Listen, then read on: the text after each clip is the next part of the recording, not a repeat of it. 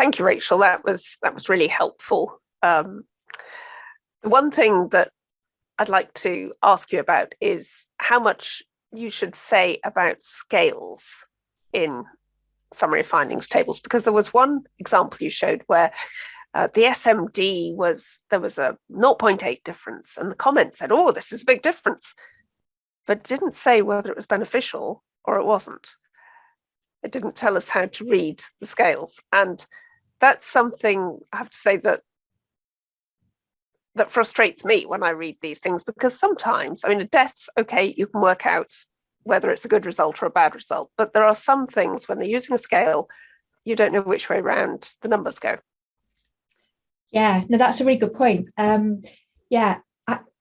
Generally, I think as much information as you can give in a reasonably succinct way is really helpful.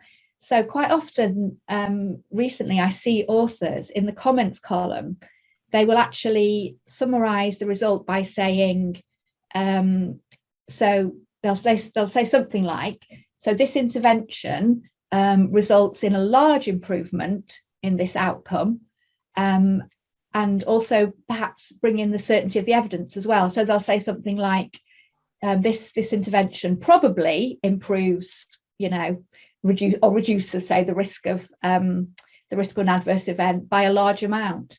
So they're kind of summing up there, the kind of narrative statements that they'll put in their abstracts. So I think that's really helpful when they give an indication of whether that's a such a clinically significant result.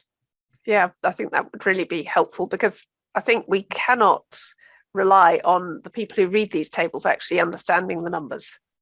Yeah. You've got to carry those who are scared of statistics along with you, haven't you? Yeah, absolutely. Yeah.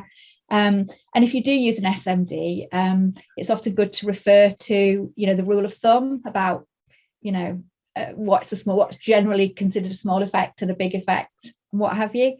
But also, as you say, what is helpful or not helpful in this clinical situation and with this size of effect. Absolutely.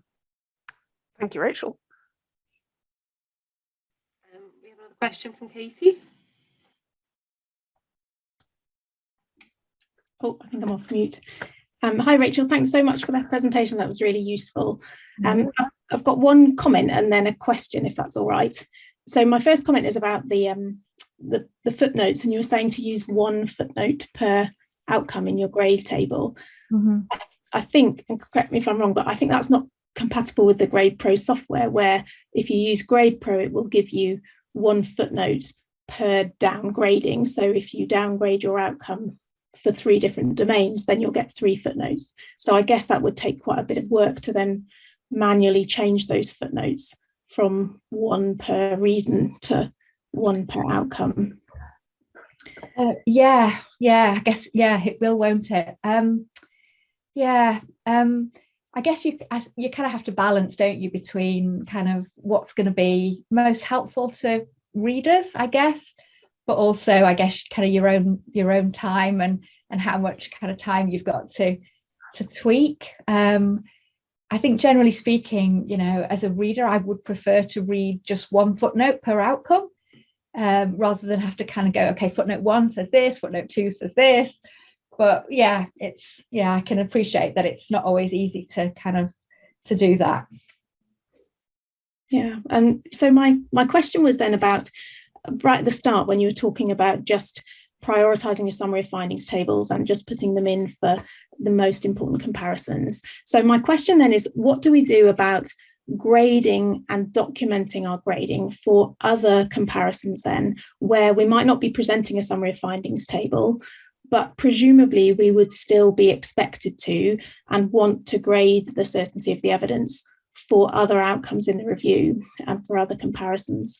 So would you suggest that we include a table to sort of document those decisions with all our footnotes and our reasons for downgrading somewhere else, and just don't present it right at the top of the review with most of the summary of findings tables? Or what would be a suggestion?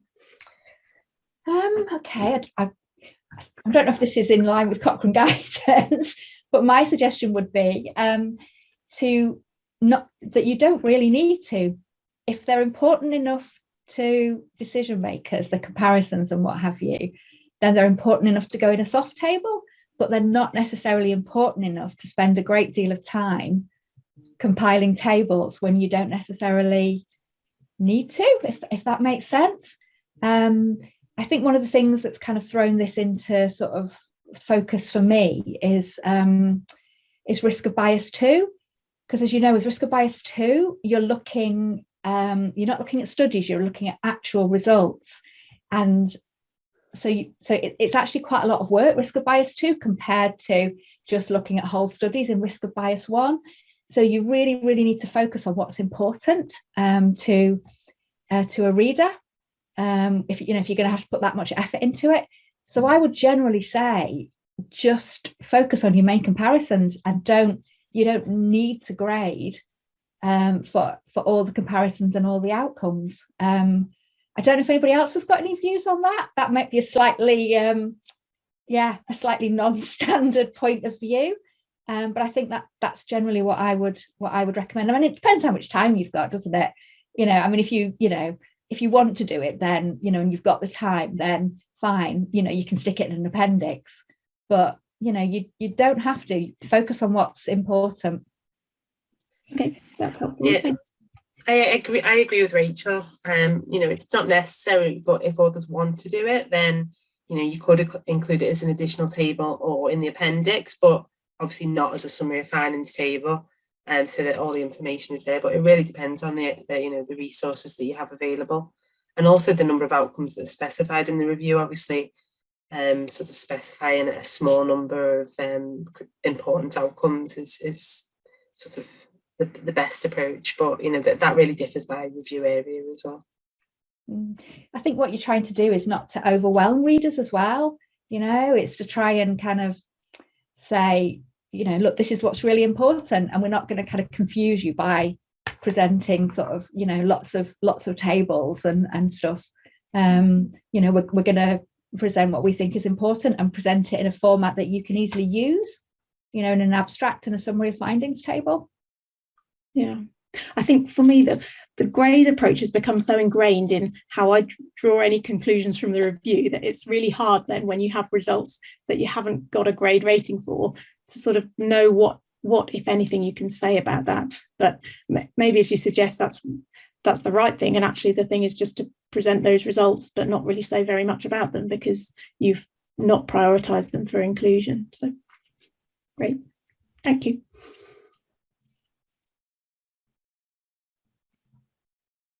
Are there any other questions? Does anyone have an example they want to show us to discuss? Or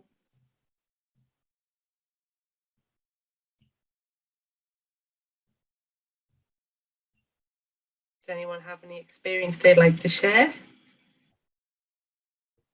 Sarah? Oh, sorry. Hi, I've got a question, if that's okay.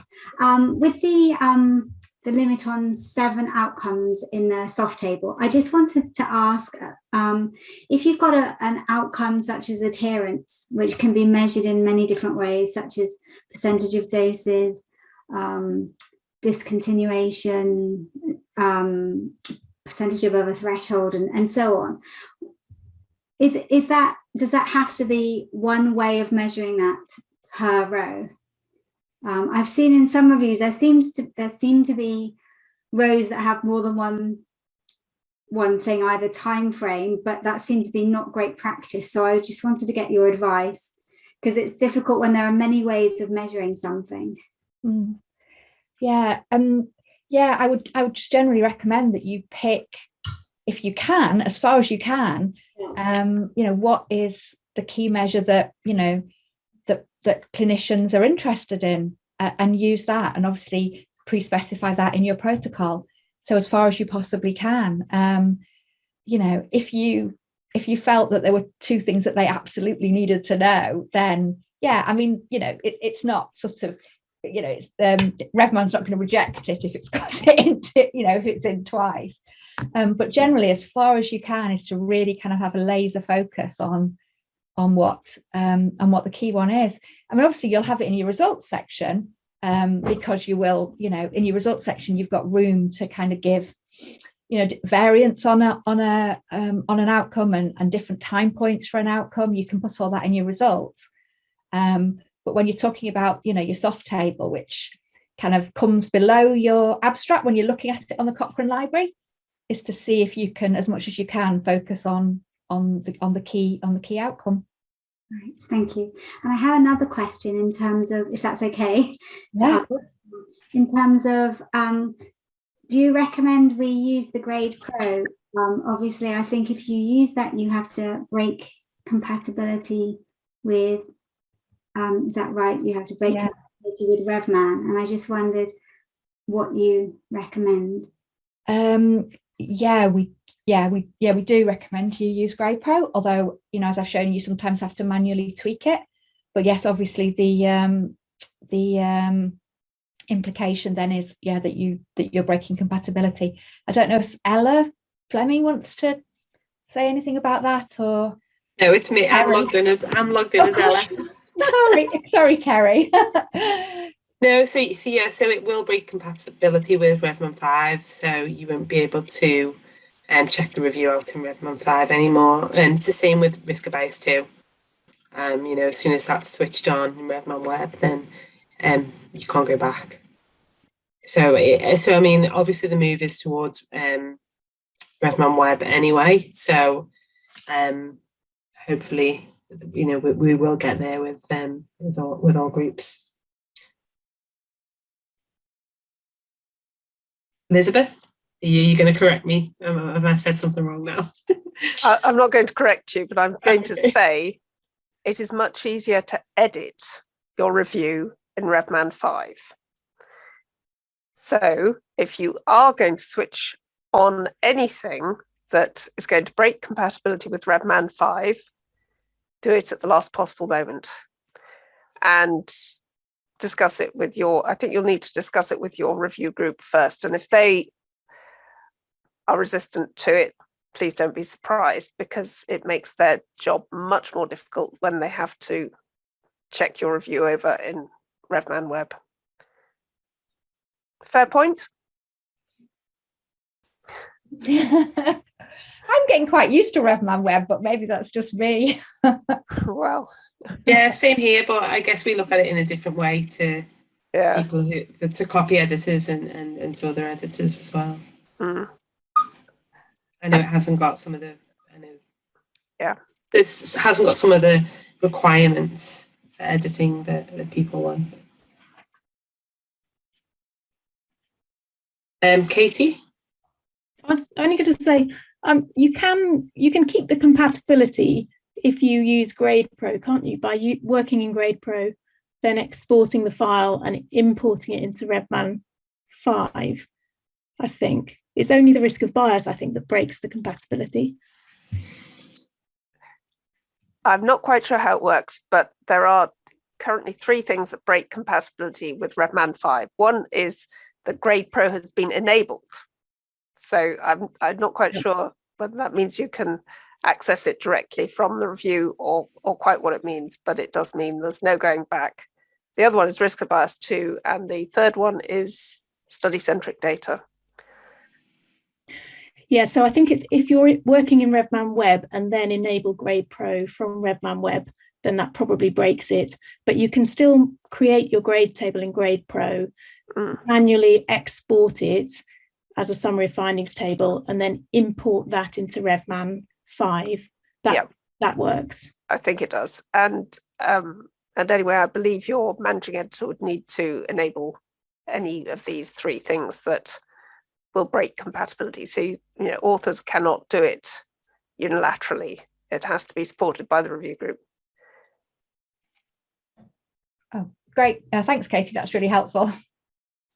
Yeah, there is information on the knowledge base on RevMan Web knowledge base about Grade Pro. Once the Grade Pro integration feature is enabled, Grade Pro summary of findings tables must be edited within Grade Pro, not RevMan Web. And once this feature is enabled, you cannot import a summary of findings table from Grade Pro via a RevMan 5 file.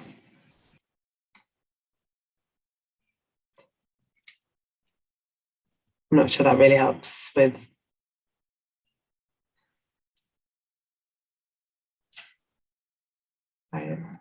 Yeah, that seems to make it sound that you can't do that. But have you done that, Katie? Have you actually done that? Yeah, I have done it fairly recently, unless something's changed in the last few weeks. I mean, that's always, my practice has always been to work in GradePro, export a summary of findings table, then import it in RevMan 5, and then I go back to RevMan Web. I mean, I'm quite happy with RevMan Web now for most of my working, but I know that I can't work directly with GradePro from it, so I just sort of sidetrack it to get my summary of findings table into RevMan 5.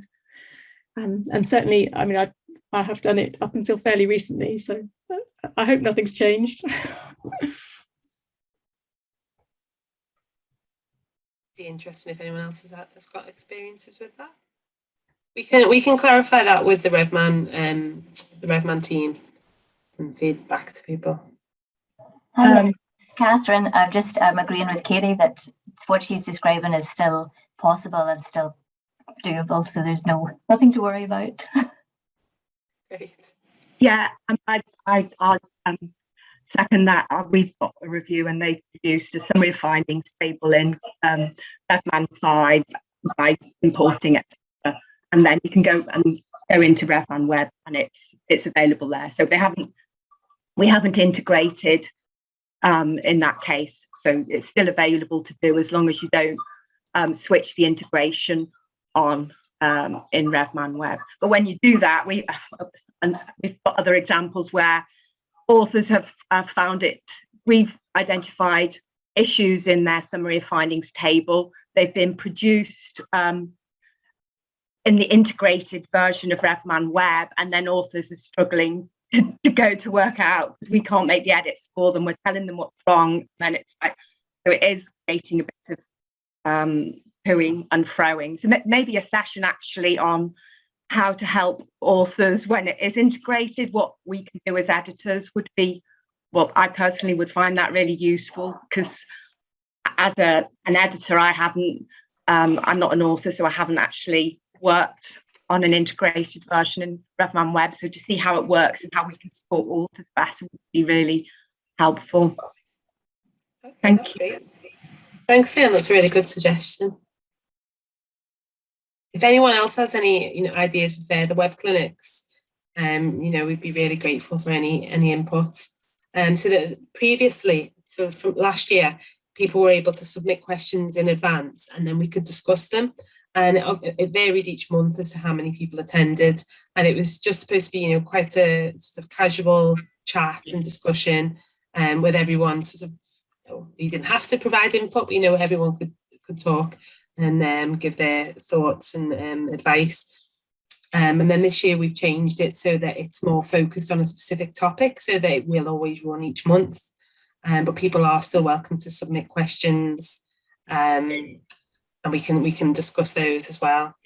And obviously, if you have any sort of methods or statistical or things like what Leanne's just suggested, practical suggestions on how we can help either authors and editors, then we can look at running those sessions.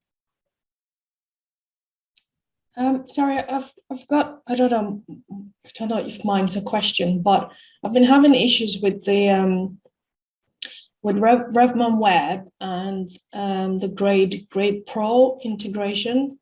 So I get comments from the editors, I fact them, then it's reflected in the web version of RevMan, then I go away, and then I come back, and sometimes the titles have gone back to, how the titles come empty, like just saying, comparing blah with blah, rather than actually the question you're investigating. Then it reverts back to the way it was originally set up, almost like a number of times, not just once. And sometimes I change it, then another co-author goes in and says, oh, you haven't addressed this. And it feels like I'm going mad because I know I did. And then, they do it, and then it's so I think I'm not sure what it is I'm doing, or what, if anyone else has had this issue with some sort of instability either in Grade Pro or Grade Pro linked to Revman Web, but if no one else has, I'm just saying, because I've had, it's quite borderline annoying. So have you made the edits within Revman Web or within Grade Pro? So you know how you make the edits within Revman Web, and that sort of feeds into, Grade Pro, and that feeds into Revman Web, and then you check everything is as it should be, then you go away, and maybe a co-author says I've done something, and you just want to check what they've done, and in this particular instance, I'm the corresponding author, so I just want to make sure I'm up to grips with what's happening in the review, basically. And then I go in and I find the tables, the grade tables at the top of the review has some of it, not all of it all the time, but some have reverted back to the original sort of question state. And so I just wondered if no one else has just like a comment to say, I don't know why that sort of, there's something going on there. I'm not sure what. Yeah. Has anyone had that experience? I don't know whether that's a link between, maybe the link between Grade Pro and Revman Web.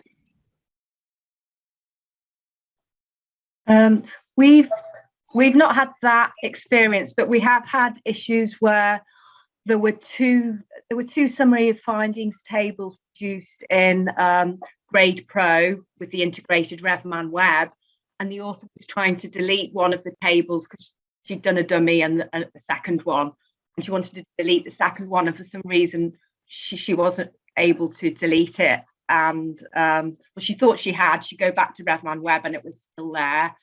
So we had to get Cochrane support in that instance, but that's the only thing we've really had experience of. So there probably are a few glitches, maybe. Yeah, it might be worth emailing support. So it's support@cochrane.org, and just if the problem keeps happening, they can look into it, and that they can look into that specific review for you.